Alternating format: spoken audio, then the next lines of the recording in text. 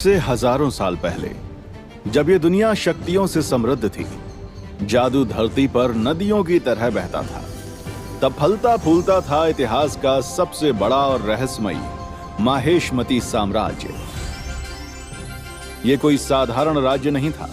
यहां हवा में तंत्र मंत्र की शक्ति गूंजती रहती थी। विशाल कायबाज नीले आकाश में उड़ते थे।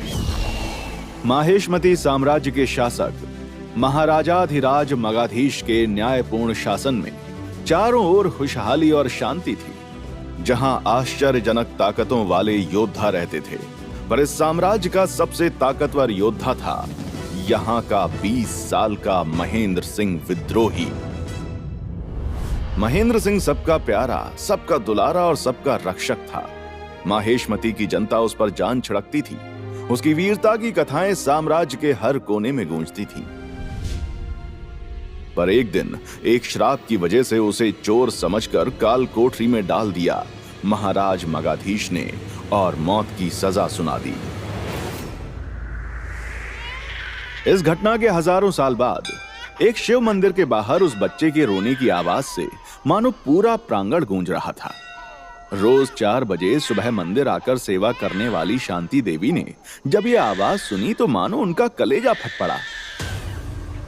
शादी के दूसरे ही साल एक बच्चे को गोद में लिए शांति देवी विधवा हो चुकी थी। इसलिए इस अनजान और बेसहारा नन्हे बच्चे के रोने का मतलब उन्हें अच्छे से पता था कि उसे भूख लगी है। भगवान को भूलकर वो बच्चे की तरफ दौड़ी। एक गजब की आभा थी उस चिथड़े में पड़े उस बच्चे के चेहरे पर, मानो उस रात आसमान से टूटकर ध्रुव तारा जमीन पर आ गया हो। बच्चे को देखते ही शांति की ममता किसी ज्वार भाटे वाले समुद्र की तरह उमड़ पड़ी। उसने तुरंत उस बच्चे को अपनी छाती से लगाकर दूध पिलाया।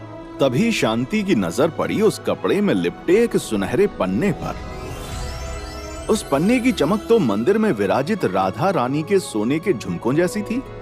एक अजीब सी दैविकता थी उस पन्ने में।